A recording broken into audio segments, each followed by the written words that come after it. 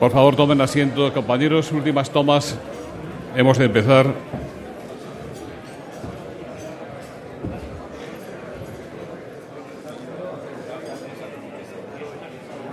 Excelentísimas e ilustrísimas autoridades, señoras y señores, como presidente de Nueva Economía Forum tengo el placer de darles de nuevo la bienvenida al Forum Europa que organizamos con la colaboración de Red Eléctrica de España, BT y Asisa.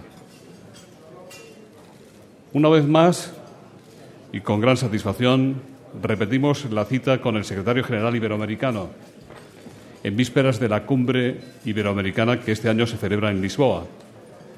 Don Enrique Iglesias es siempre bienvenido a esta tribuna y hemos de agradecer que le presente en esta oportunidad el secretario de Estado para Iberoamérica, don Juan Pablo de la Iglesia. La tribuna es suya.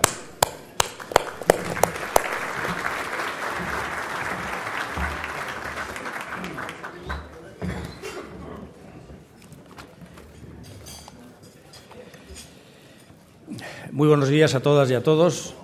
Es para mí un verdadero privilegio poder presentar esta mañana a una figura de la talla de Enrique Iglesias. Y para ello querría, en primer lugar, dar las gracias al Foro Nueva Economía y a su presidente, José Luis Rodríguez.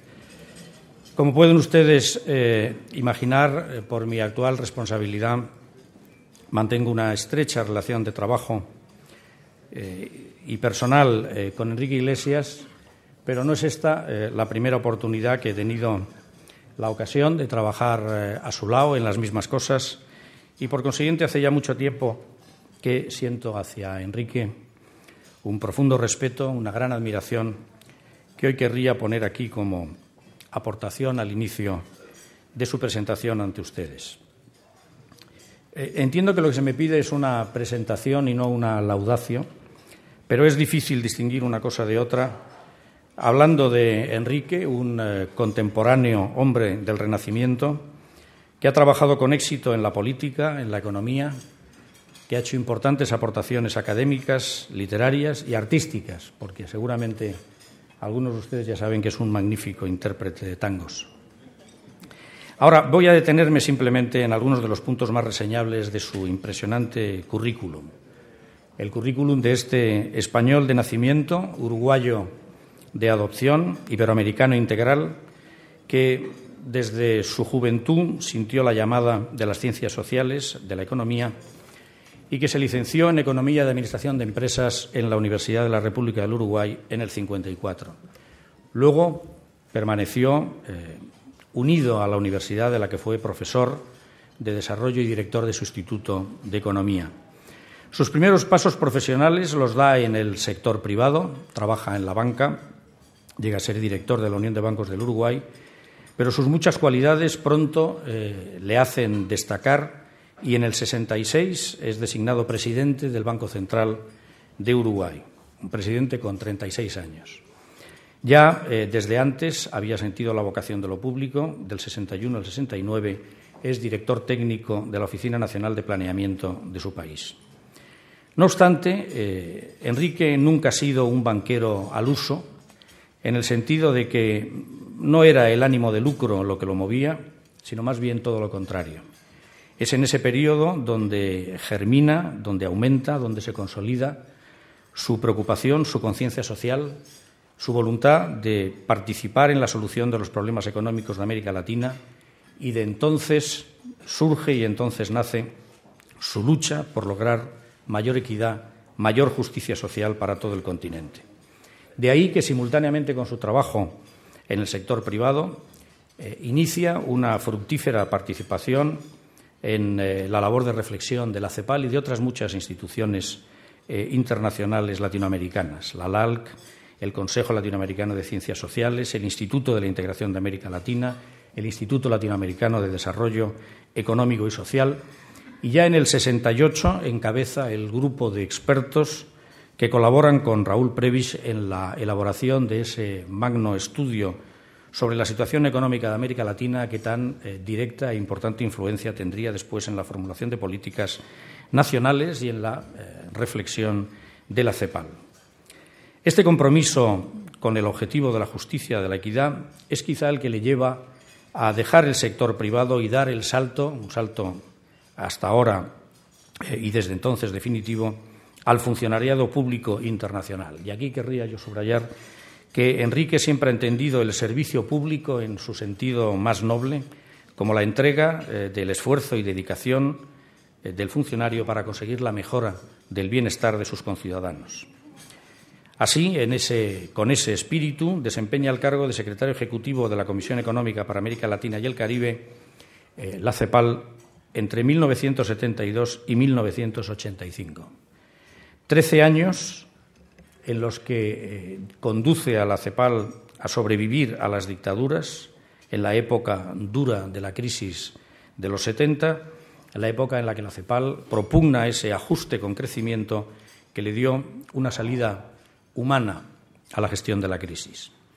Al mismo tiempo, su carrera internacional empieza a tener reflejo fuera del continente latinoamericano. Es secretario general de la Conferencia de Naciones Unidas sobre Fuentes de Energías Nuevas y Renovables y, sobre todo, presidente de la reunión ministerial que daría inicio a la Ronda Uruguay, de la que saldría al final la creación de la Organización Mundial del Comercio. En el 85 vuelve a Uruguay después de su paso por la CEPAL para ocupar la cartera de Relaciones Exteriores del Gobierno uruguayo y aquí vemos al demócrata convencido que en un continente azotado en aquella época por los golpes de Estado, las dictaduras militares, el irrespeto a los derechos humanos, sigue políticas activas y los dictados de su conciencia y se pone al frente de una diplomacia que trabaja por la consolidación democrática de su país y por la defensa de los valores democráticos en toda América Latina. En el 88, Enrique deja la política interna uruguaya, otra vez instalada en ese concepto de la Suiza de América Latina, y asume un nuevo reto apasionante como el de la presidencia del Banco Interamericano de Desarrollo. Tampoco la presidencia del BID en el 88 era una perita en dulce, sino un reto con mayúsculas. Estamos entonces en la época que se conoció como la década perdida, concepto, por cierto, acuñado por Enrique en la CEPAL antes de entrar en el Banco Interamericano, en el BID, y en la época en la que la economía liberal encuentra la panacea a todos los males en las recetas del consenso de Washington. Desde la presidencia del BID, Enrique no tiene miedo de disentir de la ortodoxia del Banco Mundial y el Fondo Monetario, que propugnan únicamente la primacía del mercado como solución a los problemas. Enrique mantiene entonces y ahora que el mercado no basta, que hace falta un Estado y no solo un Estado y no cualquier Estado, sino un Estado democrático capaz de corregir las disfunciones del mercado actuando en solitario y de evitar la desigualdad, la pobreza, la crisis. Bien, solo la descripción de la labor de Enrique en estos 17 años que preside el BID llevaría toda una presentación. Baste decir ahora que cuando deja el BID es una institución mucho más fortalecida que la que él recibió, solvente, eficaz, influyente, una institución de referencia no solo en el ámbito latinoamericano, sino en toda la arquitectura financiera internacional, motor del desarrollo, de la democracia, de la equidad. Este compromiso vital de Enrique con la América Latina no pasa desapercibido para los 22 jefes de Estado y de Gobierno de los países iberoamericanos que en la cumbre extraordinaria de Guimarães, el 28 de mayo de 2005, le designan primer secretario general iberoamericano. La razón, que Enrique Iglesias ejemplifica como ningún otro el espíritu de hermandad, de progreso, de colaboración, que debe unir a las dos orillas del Atlántico, junto con el deseo de la promoción de la democracia y el respeto a los derechos humanos que anima a la Conferencia Iberoamericana de Naciones. Su primer mandato es renovado, actualmente está en su segundo mandato al frente de la SEGIB, y durante este tiempo ha construido esa estructura eficaz, pero ligera, que constituye el respetado y eficaz, insisto, soporte de los trabajos de la Conferencia Iberoamericana. Una palabra sobre su amplia proyección académica.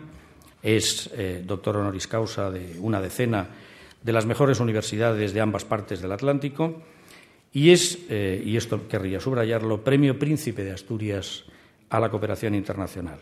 El jurado entonces, en el 82, reconocía en él sus cualidades de excepcional conductor de la cooperación entre los pueblos iberoamericanos y la comunidad internacional. Este es el recorrido de Enrique Iglesias y, aunque habría para hablar mucho más, no quiero robarle más tiempo a su intervención y les dejo con Enrique Iglesias, secretario general iberoamericano. Muchas gracias.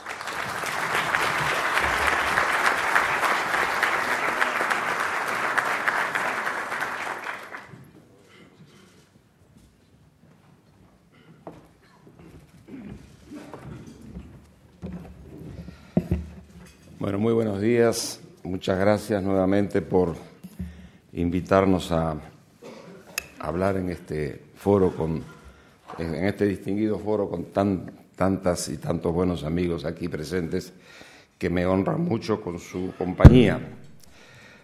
Y muchas gracias, Juan Pablo, por tus generosas palabras.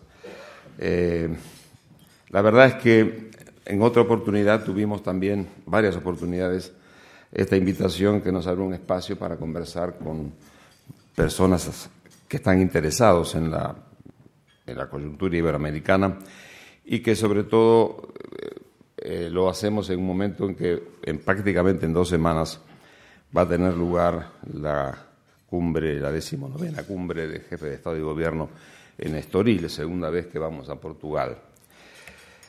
Yo comentaba estos días con alguna gente de la prensa que a mí me tocó el privilegio de estar con varios sombreros en todas las cumbres.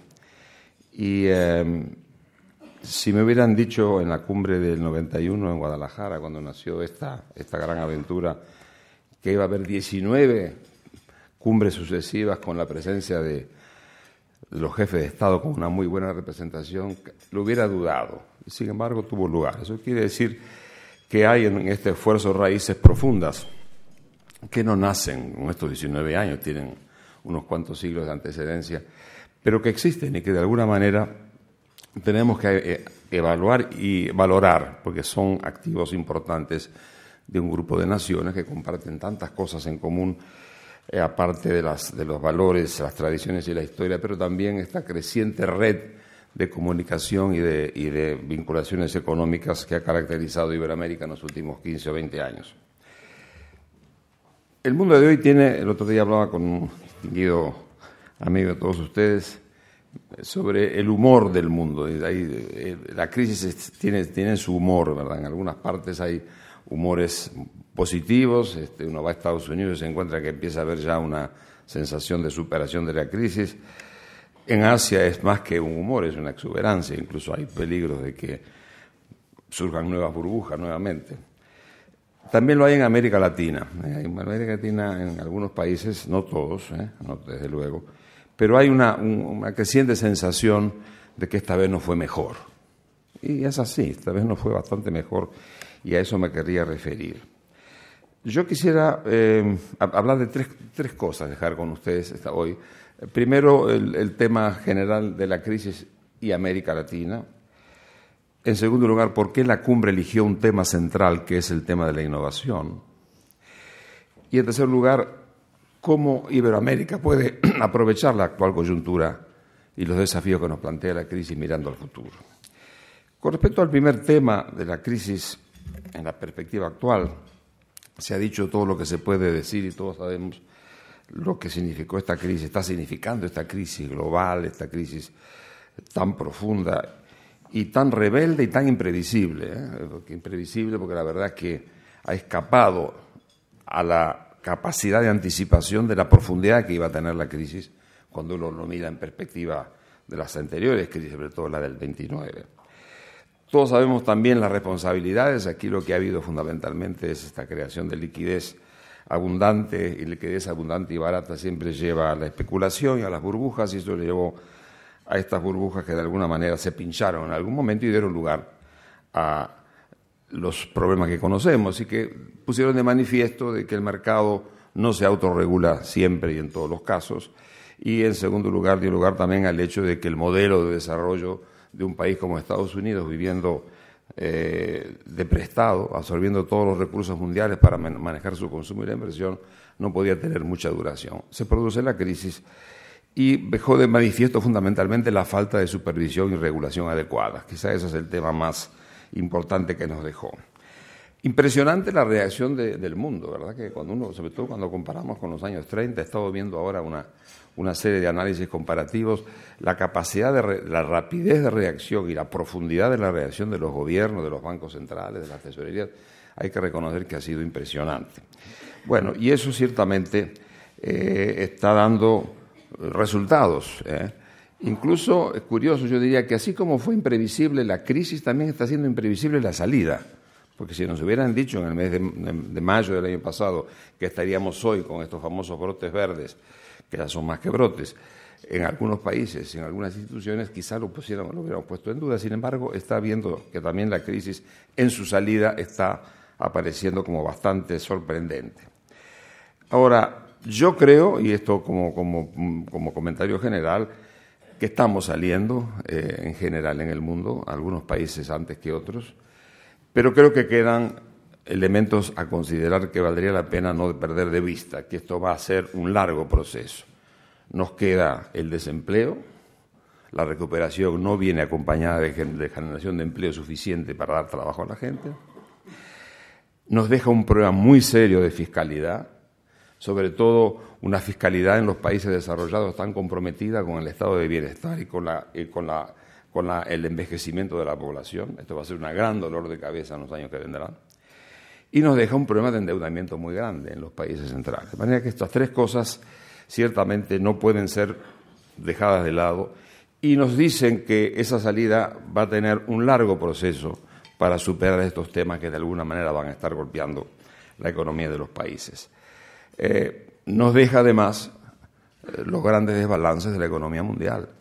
Y esos desbalances va a costar corregir, grandes desbalances que están generando dificultades para poder realmente poner la economía funcional sin que se produzcan efectos no deseados sobre las mismas, desbalances de la economía mundial que habrá que corregir. ¿Cómo se proyecta todo esto sobre nuestra región, sobre la Iberoamérica americana?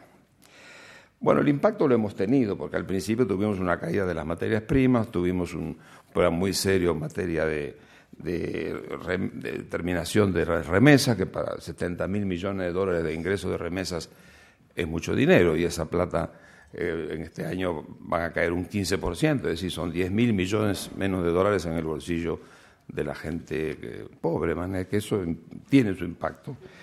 También se nos cayó el turismo, pero la verdad es que la región en su conjunto capió mejor el temporal, con dos grandes regiones, aquella que está de Panamá para arriba, que tiene una vinculación muy estrecha con el ciclo americano, y aquella que está de Panamá para abajo, que tiene un ciclo muy vinculado al mundo asiático.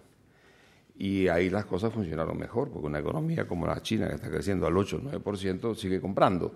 Y los precios no se nos han caído como se cayeron en los años 30, y eso hace que esta economía prácticamente, de Panamá al sur, hay muchos casos de países que están saliendo de la crisis sin haber pasado por la recesión. Estoy pensando en el Perú, estoy pensando en el Uruguay, en Chile, en fin. De manera que de alguna manera la situación se nos mejoró en esa doble dependencia del ciclo americano y del ciclo asiático. ¿Qué hay más? ¿Qué algo más está detrás de esto? Bueno, yo digo, lo primero es que América Latina aprendió a manejar mejor la economía. La gestión macroeconómica hoy en América Latina, con excepciones, es una gestión mucho más profesional que nunca. Creo que además fuimos capaces de acumular reservas en la época de la gran bonanza del primer quinquenio de esta década. Y hemos también sido conscientes de que se nos produjo algo muy importante, que fue la solidez del sistema bancario. Es decir, nosotros no hemos tenido en la banca latinoamericana los problemas que han tenido los países centrales. Y no lo hemos tenido en todo caso porque los bancos siguieron una banca más tradicional, más aburrida, como se dice, pero no tuvieron esa dependencia de los activos tóxicos ni de las grandes aventuras con derivativos y securitizaciones que exageradamente llevaron a la crisis conocida. De manera que de alguna forma todo eso junto dio lugar a la existencia de una capacidad de respuesta mucho mayor. Olvidé de mencionar que muchas empresas fueron afectadas también por la caída del crédito internacional, empresas que comenzaron a endeudarse en Estados Unidos, sobre todo vieron en el cuarto trimestre del año pasado un momento bastante difícil. Pero están saliendo, y yo creo que en ese sentido la región como tal puede decir que capió el temporal, sobre todo, como digo, de Panamá para abajo, mejor que lo que hubiera hecho 10 o 20 años atrás. De algo sirvieron los errores y los aciertos de la década de los 90 para aprender a manejar un poco mejor las cosas, y eso yo creo que es importante. Ahora, nos quedan problemas, claro, en el corto plazo nos queda un problema que está realmente cada vez más en la agenda de los gobiernos. Estos grandes desbalances mundiales y de liquidez internacional que existe están mirando a América Latina con mucho interés, y hay muchos flujos de capitales de corto plazo, algunos también de inversiones también, que están generando un impacto muy alto en los tipos de cambio. Y esta valorización del tipo de cambio se ha convertido en un dolor de cabeza para muchos de nuestros países y no es fácil de administrar. El hecho de que tengamos monedas valorizadas hace que de alguna manera este tema en el corto plazo sea un dolor de cabeza que no podemos dejar de mencionar. De manera que ese es un poco el panorama en que nos encuentran. Problemas globales a nivel internacional y problemas regionales de una región mejor en su capacidad de defensa, pero una región que tiene que de alguna manera hacer más deberes que lo que ha venido haciendo. Y de eso me voy a referir después. ¿Por qué? Y este es el segundo punto. ¿Por qué este año Portugal ofreció una idea que me pareció excelente, que es proponer que los gobiernos discutan el tema de la innovación y el conocimiento, dos temas centrales que de alguna forma van a marcar un poco el espíritu de esta cumbre de Estoril. Bueno, lo primero que yo diría que el punto de partida de este tema tiene que ver con el hecho de que el mundo que vendrá, si algo sabemos cierto, es que el mundo que vendrá no es como el que dejamos. Ni lo es la sociedad, ni lo es la economía, ni lo son las relaciones internacionales. No digo que van a ser los grandes cambios dramáticos que hubo en los años 30, pero todos recordamos que los años 30 realmente tuvieron 20, 25 años de conflictos políticos, económicos y sociales que estuvieron muy marcados por una crisis como fue aquella crisis dramática del principio de los 30. Yo no creo que lleguemos a eso, pero que esto va a durar, va a durar. Entonces, lo importante es que en todo ese esquema hay en marcha una nueva economía o un nuevo modelo económico. Y ese modelo económico tiene que ver, en primer lugar, con el hecho de que las economías emergentes son una realidad. Hoy en día ningún país del mundo, por fuerte que sea, puede resolver por sí solo los desequilibrios internacionales, ni puede regir las finanzas internacionales. Hoy en día el mundo tiene que compartir la mesa con la existencia de los nuevos países emergentes, llámese China, la India, el Brasil, México, Rusia, en fin. Eso significa que de alguna manera el poder económico mundial va a ser mucho más compartido de lo que fue nunca. Creo que además, de alguna forma, el mundo que vendrá va a requerir una altísima capacidad de competencia. Va a ser un mundo muy competitivo y quizá cruel en ese sentido, y eso exige una mayor productividad. Lo único que no podemos exportar es ineficiencia. Y yo creo que en eso hay una lección importante que aprender de los hechos. Creo además que vamos a tener quizá una mayor presencia de políticas públicas. Si es así, tenemos que tener un mejor Estado, porque el Estado que tenemos, por lo menos estoy hablando de nuestra región, no es suficiente para atender las demandas de una mayor presencia en la conducción económica. Y creo que tendremos que tener también un nuevo modelo de negocios. Y aquí es donde realmente aparece el tema de la innovación. Es decir, hay empresas que están desapareciendo, otras que están surgiendo, otras que se están fusionando, pero la transformación del modelo de negocios es ciertamente una de las demandas que nos va dejando la coyuntura económica actual. Entonces, es a partir de esa nueva realidad que se levanta el tema de la innovación. Y yo diría innovación en dos grandes áreas. Primero, innovar para crear una nueva arquitectura financiera internacional e innovar para preparar a las economías a meterse con competitividad en el nuevo modelo de negocios. Nuevo orden económico internacional, yo recuerdo los años 90 cuando la crisis asiática y la rusa estaban en el banco, y ahí se hablaba mucho de esto. Recuerdo mucho hablar de esto a Michel Camdesú, que es un gran apóstol de la nueva arquitectura, y luego el amigo Rodrigo también.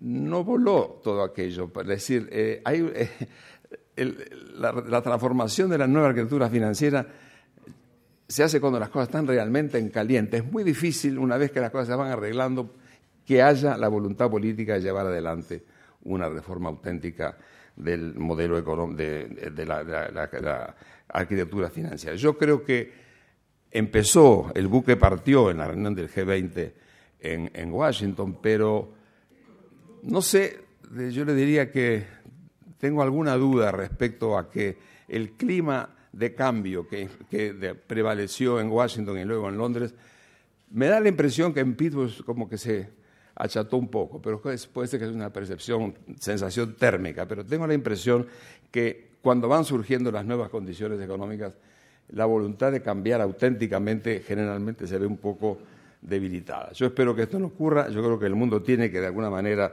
ir hacia un nuevo orden económico internacional, reconociendo el peso relativo de los emergentes en la conducción económica, con nuevos sistemas regulatorios y ciertamente nuevos sistemas de supervisión, habrá que ver cómo, con un fortalecimiento que está en marcha del Fondo Monetario, no hay otra alternativa que darle al fondo el papel del gran banquero central del mundo. Creo que hay que fortalecer a los bancos de desarrollo, y yo en este sentido voy a pasar un pequeño comercial. Yo creo que si hemos hecho tanto por rescatar a la actividad bancaria privada, tenemos que poner en los bancos de desarrollo, estoy pensando en el BID y en el Banco Mundial, recursos para que puedan de alguna manera ayudar a los países a salir en estos momentos y sobre todo a poder competir con los mercados que van a estar muy saturados por la demanda de recursos de los países centrales para que puedan realmente llevar adelante sus planes de desarrollo. El aumento del capital del BID yo creo que es una necesidad importante y yo creo que de alguna manera vamos a tener que ver cómo armamos el multilateralismo. Para mí el gran tema en este momento es que el G20 es una realidad dinámica e importante, pero hay que darle alguna forma de entrada a los demás países para que se sientan participar en un mundo que colectivamente pertenece a todos. Eso es un tema difícil. Nadie puede ignorar la importancia que tiene que un grupo de países, que son el 85% de la economía mundial, esté funcionando como tal, pero yo creo que también hay que buscar alguna manera de comparticipar eso con la totalidad de los países, y ahí entran algunas iniciativas que andan en marcha por ahí. Entonces, la primera innovación yo creo que se va por ahí, innovar en la conducción de los procesos económicos internacionales. Lo segundo es innovar a nivel de los países, de los modelos de desarrollo. Si miramos para atrás un poco, ¿sobre qué reposó el modelo en América Latina? Bueno, reposó sobre materias primas baratas y mano de obra barata. Bueno, eso dio lugar a un crecimiento económico, pero no de alta calidad. Es decir, el crecimiento de alta calidad se da si somos capaces realmente de sumar a materias primas abundantes y mano de obra abundante una mayor calidad de la mano de obra que está trabajando para poder de alguna manera ofrecer mejores salarios y mejores niveles de vida. Y es ahí que nace un poco la necesidad de innovar. Innovar en un sentido, y la cumbre lo está mirando así, en un sentido que va más allá de la introducción de un elemento técnico. Innovar en el sentido de llevar adelante cambios de procedimientos, estructura de empresas, modelos de organización, modelos de comercio internacional, en fin, un concepto integral de innovación, que es un poco lo que está en el debate, y de alguna forma innovar también en el sistema de la gestión pública. Hay que innovar en la forma como usamos los recursos en materia de salud o en materia de educación. Es decir, la innovación como un cambio en la manera de hacer las cosas, apoyado en el conocimiento. Por eso que la cumbre trata de innovación y conocimiento. Yo creo que de alguna manera esto nos va a dar la necesidad de pensar que para llevar adelante ese gran esquema hay que tener una alianza de los tres grandes actores, el Estado, la empresa privada y la academia. Esa trilogía es la que va a dar la respuesta y es ahí donde están asentándose en última instancia los trabajos en que estamos embarcados para preparar las cumbres. Yo creo que de alguna forma esto es un poco la materia prima de lo que se va a discutir en Estoril. Creo que hay capacidad de llevar adelante en esa cumbre modelos de cooperación inteligentes. Nosotros estamos bastante. El otro día sentí aquí mismo hablar a la ministra de Innovación, a la amiga Cristina Garmendi, hablando precisamente de que ustedes también tienen en España ese esfuerzo, ese desafío. Bueno, eso hay que llevarlo a una forma cooperativa. No partimos de cero, ni ustedes ni los países de América Latina. Se están haciendo cosas en todas partes, pero ciertamente que el ritmo y la intensidad con que se hacen en nuestros países se deja mucho que desear cuando uno lo compara con lo que hacen los asiáticos o lo que hacen los Estados Unidos. Yo creo que ahí hay un desafío y en la medida que podamos trabajar juntos, yo creo que esto nos va a dar oportunidad por llevar adelante una buena conclusión de cooperación en la cumbre de Estoril. El último punto que quiero referirme yo es el tema de Iberoamérica como tal, es decir, cómo nos movemos como región, como comunidad en este contexto. Bueno, yo partiría de decir un poco lo siguiente. Bueno, me han dicho muchas veces que yo soy muy optimista y hoy soy más que nunca porque yo creo que realmente, en primer lugar, yo creo que la América Latina tiene una gran oportunidad. Si la aprovechará o no es otra cosa. Pero hay una gran oportunidad para llevar adelante un cambio profundo y un papel importante en el panorama internacional. Primero, yo diría, porque el ingreso de Asia al comercio mundial nos ha cambiado un poco el escenario a todos, pero muy particularmente a los países de América Latina, porque nosotros somos en este momento países particularmente productores de alimentos, tenemos el 15% de las tierras fértiles del mundo, somos países productores muy importantes de energéticos, en todos los tipos de energía, somos países productores de metales, tenemos el 35% del agua potable del mundo, en fin, hay una base natural de la providencia que es espectacular. Eso hoy en día está valorizado por la entrada de este segundo piso, como digo siempre yo, de la economía mundial que la puso China y la India. Entonces, en ese segundo piso tenemos mucho para ofrecer. Y eso es un poco el punto de partida del optimismo sobre el cual yo quiero partir. Pero no alcanza con eso. Tenemos de alguna manera esta capacidad de gestión macroeconómica que no teníamos antes. Y tenemos además abierto al mundo oportunidades de inversión muy grandes, que yo creo que es importante que se reconozcan. Las oportunidades de inversión que nos da, en primer lugar, una masa de maniobra de 5.5 trillones de dólares. Eso es Iberoamérica hoy. Cuando hablamos de América Latina y la península ibérica, estamos hablando de un producto similar al 40% del producto de los Estados Unidos y 40% por encima del de China. Es decir, que de alguna manera la masa crítica con que trabaja Iberoamérica hoy en día es una masa crítica considerable, con un mercado interno considerable. En ese mercado interno aparecen oportunidades de inversión realmente muy importantes. Aparece la infraestructura, aparece la energía, aparecen los transportes, aparecen hechos importantes. ¿Cómo no va a ser un hecho importante la Olimpiada en Río de Janeiro, donde va a haber inversiones espectaculares, o la PAC en Brasil? Creo que de alguna forma no solamente hay una mejor gestión, sino que el mercado interno abre espacios importantes a la inversión, y eso es un hecho que ciertamente puede dinamizar las relaciones que ya existen entre nuestros países. Por tanto, yo creo que esto es ciertamente una oportunidad grande, y eso nos obliga a pensar cómo la aprovechamos. Bueno, yo creo que hay deberes pendientes en América Latina. Yo mencioné uno ya, que es la reforma del Estado, que es importante. Tenemos todo el tema de la innovación, es decir, tenemos que de alguna manera incorporar el conocimiento al proceso productivo y darle a las pymes particularmente, a las empresas pequeñas, la oportunidad de mejorar su calidad y su productividad y aprovechar un elemento dinámico que se está creando en Iberoamérica, que son las empresas multilatinas. Yo creo que es importante reconocer que se ha generado un capital muy grande hoy en día, que es la capacidad que tiene la empresa iberoamericana de organizarse y jugar un papel significativo. No son solamente las grandes empresas españolas, tenemos grandes consorcios latinoamericanos organizados. Eso es un capital.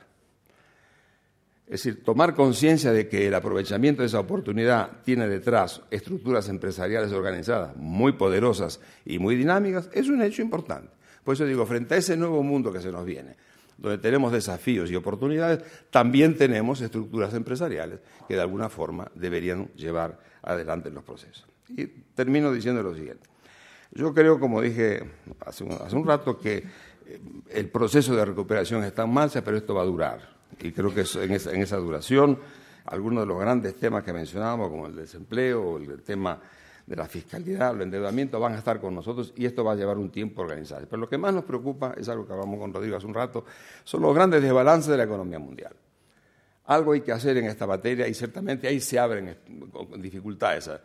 Conversábamos ayer con algunos amigos en el Club de Madrid sobre el tema, por ejemplo, que está generando con respecto a los diferenciales de la tasa de interés.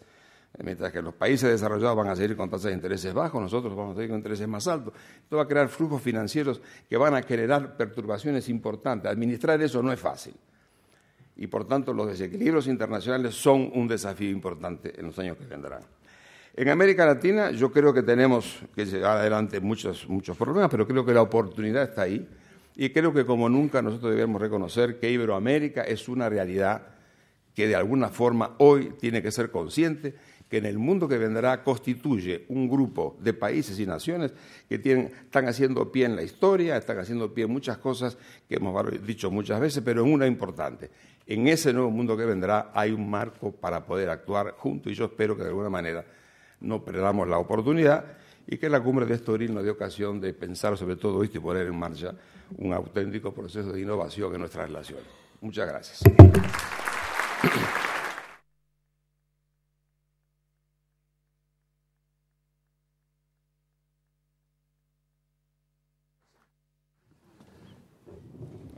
Muchas gracias, secretario general. El coloquio lo va a moderar una vez más don Antonio San José, director del programa Cara a Cara en CNN Plus. Hola, muy buenos días a todos. Vamos con las preguntas, señor Iglesias, que son muchas y, desde luego, muy interesantes. Comenzamos con las fáciles. ¿Qué representación va a tener o qué representación va a admitir la inminente cumbre iberoamericana de Estoril con respecto a Honduras? Yo creo que sobre eso hay un consenso tácito, es que los países de Iberoamérica todos han reconocido al gobierno de Zelaya como el representativo de la soberanía hondureña y por tanto solamente estará representado alguien que esté él o alguien que lo represente. Nosotros hemos tenido ya oportunidad en Nueva York de tener una reunión de los cancilleres, ahí asistió el vicepresidente de Zelaya y fue recibido pacíficamente. ¿Y qué pasaría si el gobierno de Micheletti mandara a un representante? Yo creo sinceramente que no sería aceptado.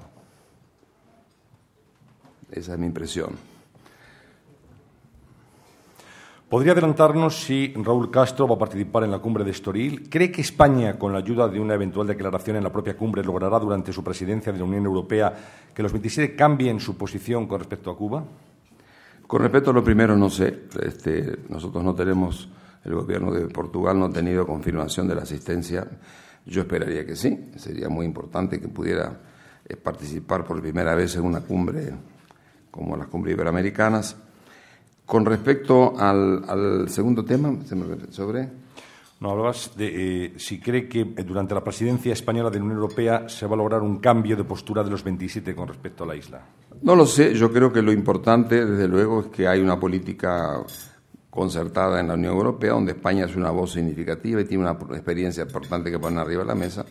Yo espero que se mire todo esto en un sentido dinámico y que se abran puertas para la comunicación. Me parece que sería muy bueno que el diálogo continúe de las dos partes haciendo esfuerzos para que esto se normalice. Nuevamente Honduras, secretario. ¿Qué evaluación hace usted de la crisis de ese país? Me imagino que me está preguntando por la crisis económica. Económica política, más bien. Más bien por la política.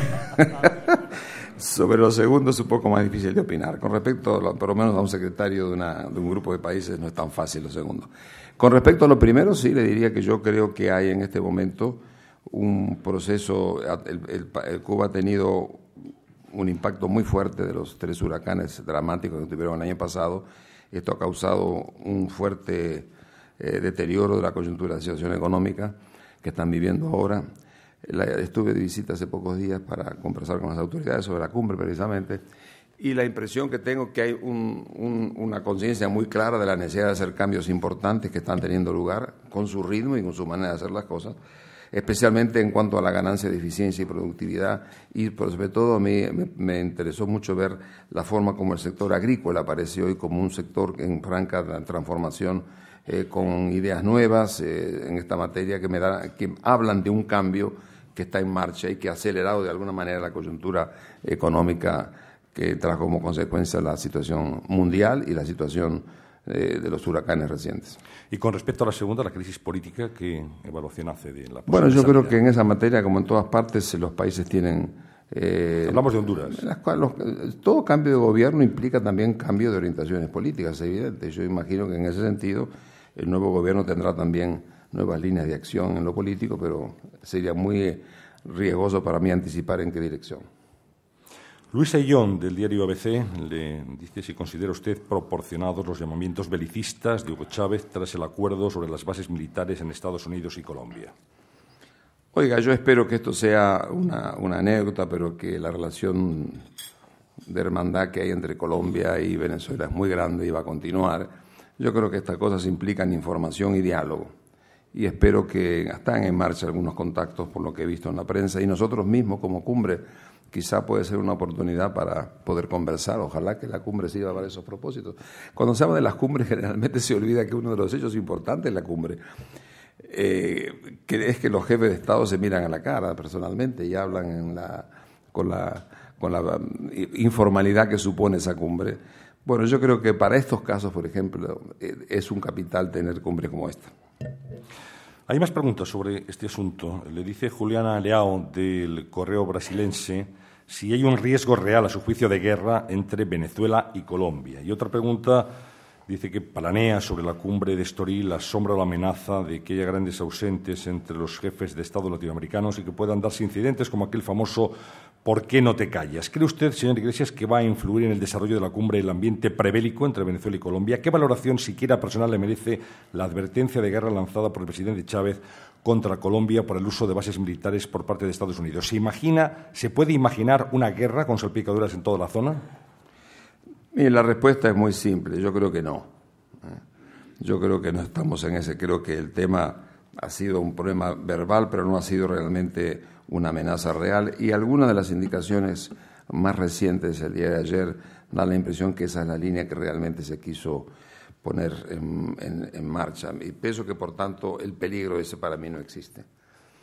Leire Guijo, de la agencia Europa Press, dice, ¿cómo es la situación de derechos humanos en Cuba? ¿Cree que Raúl Castro hará algún gesto que ayude a España durante su presidencia de Unión Europea a cambiar la posición común europea? ¿Ve posible realmente que ésta se modifique y se siga la senda de diálogo que propugna España?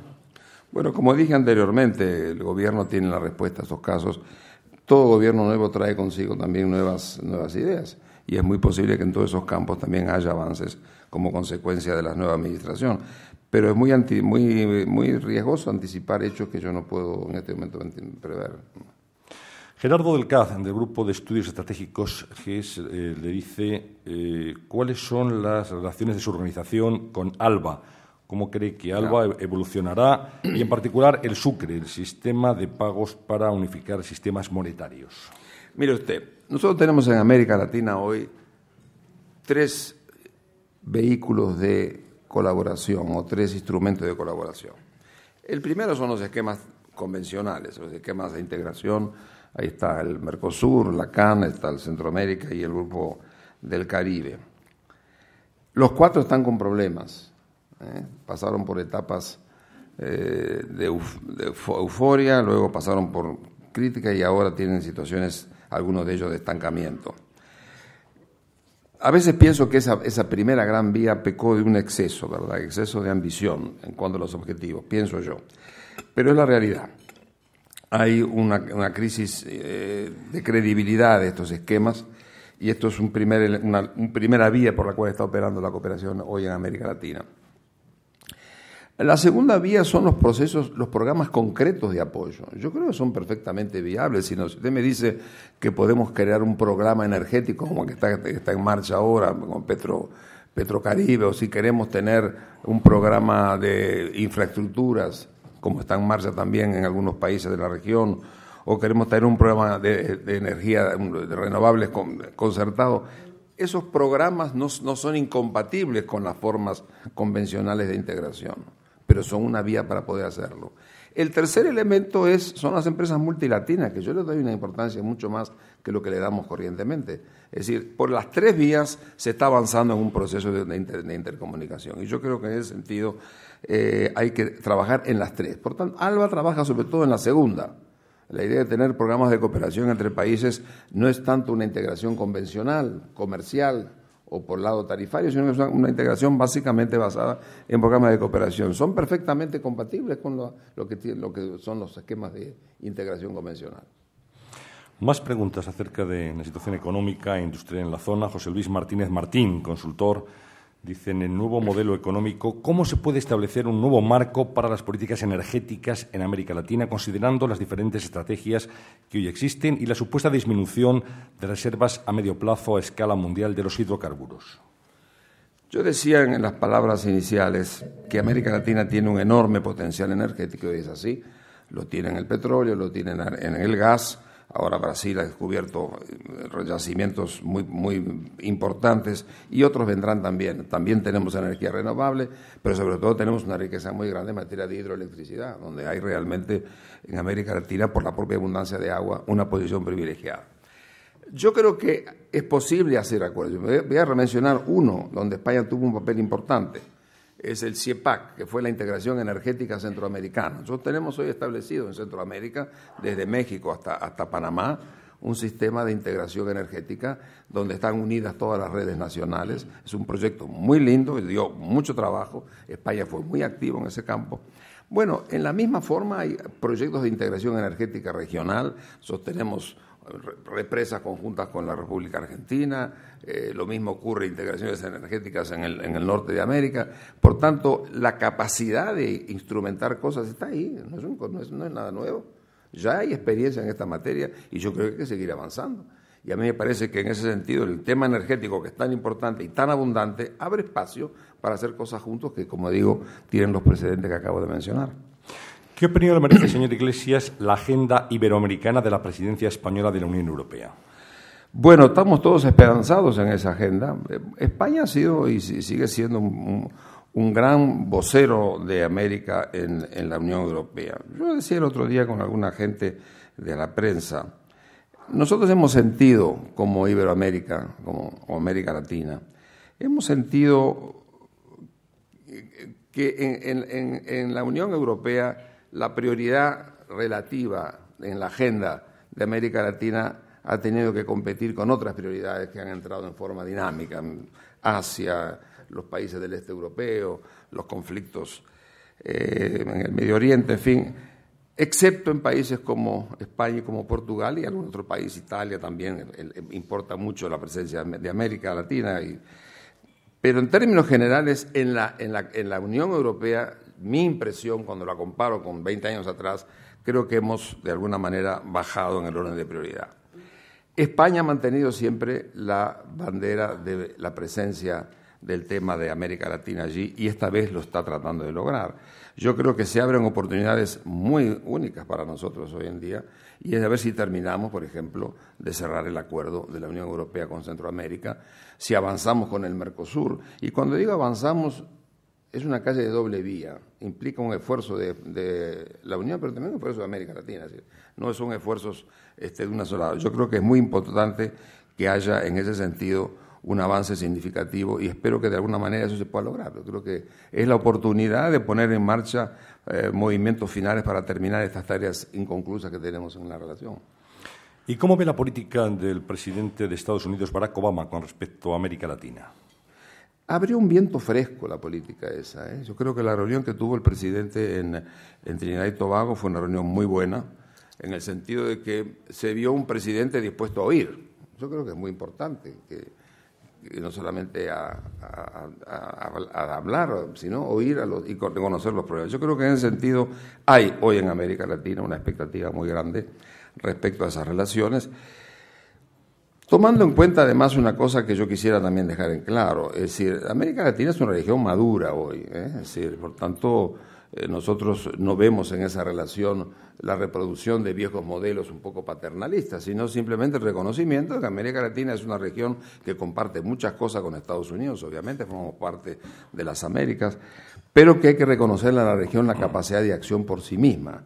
Y eso es válido para Estados Unidos, como es válido para España, como es válido para Europa. Es decir, la región está desarrollando una capacidad de gestión de sus problemas y administrarlos directamente, que yo creo que hay que mantener, y por ahí van las cosas. Entonces, en esa idea de un diálogo en en reconocimiento a esa capacidad, yo creo que es muy importante. Me dio la impresión que hay en la figura de Obama una capacidad de entender eso, y yo espero que esas cosas se manifiesten en forma concreta para avanzar con su ritmo. Yo no creo que las cosas cambien en forma dramática de un día para otro, pero yo creo que hay una capacidad de diálogo como iguales, digamos así, en la solución de los... Y eso ya creo que es muy importante. José García Morales, director de Relaciones Internacionales de COE, plantea lo siguiente. Sería importante, dice, una mayor presencia de las pequeñas y medianas empresas españolas tecnológicas e industriales en América Latina, pero se echa en falta en los principales mercados de la región un tratamiento igual como si fueran locales. Las pymes españolas necesitan hacerse locales en la región y operar en diversos mercados de América Latina, lo que sería muy positivo para una mayor integración empresarial de la región. Yo estoy totalmente de acuerdo, me parece muy bien. Yo creo que las pymes son un capital importante y, en cierta manera, hay muchas empresas trabajando ya, empresas medianas españolas. Hay cientos de empresas moviéndose en la región y yo creo que no son todas Repsoles o Endesas o Santanderes, son empresas pequeñas y medianas. Yo creo que eso abre un campo importante y asociaciones inteligentes en esas empresas me parece que habría que ampararlas. ¿Ve conveniente que se adhieran como observadores a las cumbres internacionales iberoamericanas países que no tienen una vinculación directa con América Latina, como Bélgica, que ya lo ha solicitado? Yo sí, yo creo que es importante. Es un país que está en la Unión Europea, que ha tenido contactos históricos con la realidad, que me constan a mí. Yo, por ejemplo, le puedo asegurar, Bélgica ha sido un país muy importante, por ejemplo, en asociarse con América Latina en la colaboración con las comunidades indígenas, por ejemplo. De manera que yo creo que en términos generales yo soy partidario de tener observadores que le interese la región. Es decir, yo creo que eso nos hace bien, nos potencia como grupo, que tiene su identidad y que va a mantenerla. Es decir, no se trata de confundir los términos, pero se trata de tener gente amiga, pues a mí me parece que es una cosa positiva. Ha hablado usted, señor Iglesias, en su intervención de fortalecer los estados de América Latina. ¿Qué opinión le merece la lucha del gobierno del licenciado Calderón en México contra el crimen organizado? Lucha que da la impresión que está debilitando al propio Estado por la complicidad silenciosa de los propios ciudadanos, la corrupción y los otros frentes abiertos que tiene el gobierno mexicano, como la gripe A, la crisis económica o las huelgas. Bueno, es un tratado esa pregunta, ¿no? Yo creo que... ¿Un tratado o dos? Yo creo que primero es muy valiente este presidente de haber hecho lo que está haciendo y creo que alguna vez había que hacerlo. Que eso tiene riesgos y quizás riesgos que el propio gobierno no anticipó en cuanto a su profundidad también es verdad. Pero creo que merece respeto que haya tenido el coraje de avanzar frente a una cosa que es profundamente destructora del tejido social mexicano. Por tanto, yo felicito al gobierno de México por lo que está haciendo y ciertamente soy consciente de lo que le está costando. Pero esa lucha, primero, no es una lucha que la deba llevar solo el gobierno, es una lucha de toda la sociedad y de todas las sociedades. Yo creo que es importante que esta lucha contra la droga y sobre todo contra el narcotráfico no debe dejar al margen a nadie, porque en este sentido tanto los consumidores como los productores tienen que responsabilidad en el caso. Y ciertamente es muy difícil imaginar una lucha a fondo en México si Estados Unidos no colabora ampliamente, especialmente en todo lo que tiene que ver con el tráfico de armas, que es la parte más dramática de la lucha que tiene actualmente el gobierno con ese flagelo. Ramón Darío Molinari, corresponsal de Estados Unidos, dice: Norteamérica ha reconocido que Puerto Rico es una colonia, el único país sin soberanía ni autodeterminación en 200 años de emancipaciones latinoamericanas. ¿Participará en la cumbre como observador? No, no tenemos por ahora. Participa en algún otro tipo de institución iberoamericana, está en la OEI, creo, está en la OISS, pero no ha habido ninguna aproximación en el sentido para la cumbre iberoamericana. Juan Pablo de la Iglesia, de Modelo Europa, dice: si se requiere un nuevo modelo de negocios con énfasis en la innovación, ¿qué se debería contemplar respecto a la responsabilidad social empresarial en el contexto de la crisis? Mucho, y yo creo que en este campo en particular, donde tenemos que avanzar en el campo de la investigación y en el campo del conocimiento, yo creo que la empresa privada tiene ahí un manejo importante. Yo diría, por ejemplo, que el programa Universia es un programa muy valioso para América Latina, más de 1.000 universidades están colaborando, es una puerta abierta a avanzar en el campo del conocimiento. Cosas de ese tipo me parece son realmente muy, muy válidas. José Luis González, de Teniberia, dice: la política de cohesión europea ha contribuido mucho a la consolidación de la Unión Europea. ¿Para cuándo una política de cohesión en Iberoamérica? Bueno, no nos deje como que no estamos haciendo nada, pero tampoco. Yo creo que en América Latina, en primer término, yo creo que hay que reconocer que la pobreza en los últimos 5 años bajó 10 puntos, lo cual es un componente de la cohesión social. No es el único, pero es un componente importante. Incluso le diría que en algunos programas que se pusieron en marcha en América Latina en los últimos años han contribuido al tema de la cohesión social. Por ejemplo, los programas como el Programa por Oportunidades en México o el Bolsa Familia en Brasil y otros similares han contribuido a de alguna manera cerrar un poco las brechas, pero queda mucho por hacer todavía y tenemos distancias muy grandes en esa materia.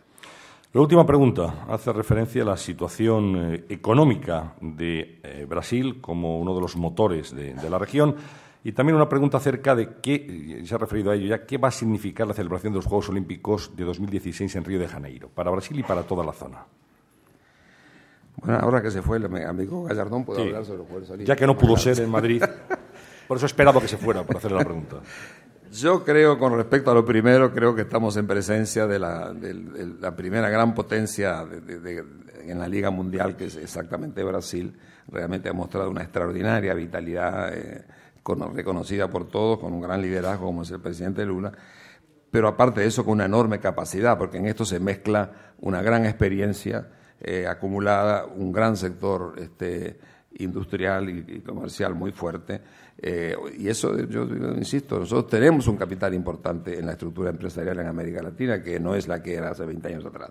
Todo eso junto da lugar con la innovación tecnológica. Tiene usted un caso concreto de innovación tecnológica, lo que ha sido el Brasil como potencia de exportador de alimentos, por ejemplo. Yo creo que eso es muy importante, nos hace bien a todos, nos parece muy bien. Es un país además que tiene relaciones muy intensas con los vecinos y por tanto yo como uruguayo creo que nosotros tenemos en el Brasil un gran mercado, de manera que dinamiza el entorno y eso me parece muy importante. Con respecto a las Olimpiadas, las Olimpiadas son siempre factores muy grandes de movilización, primero los países mismos. Yo creo que en Brasil las inversiones que se están anticipando son muy espectaculares. Y eso derrama a la sociedad brasileña, pero también algo que era para los otros lados. De manera que yo creo que es muy importante que tengamos unas Olimpiadas en el Brasil. Bueno, pues muchas gracias por su concisión a la hora de contestar las preguntas y le voy a dar la palabra a Jacinto Cabestany para que despida este acto, para que lo cierre en nombre de los patrocinadores del mismo. Muchas gracias, señor Iglesias, en nombre de Asisa, Red Eléctrica y BT, por atender a nuestra invitación a este desayuno. Solo agradecerle el tema que han elegido para la reunión que van a tener en Portugal, porque yo creo que la innovación claramente en Iberoamérica y especialmente también en España y Portugal es el punto más importante de nuestro futuro. La creación de más valor en nuestros productos y servicios y nuestra incorporación en ese segmento al planeta es muy, muy importante. Así que enhorabuena, mucha suerte y que salga bien.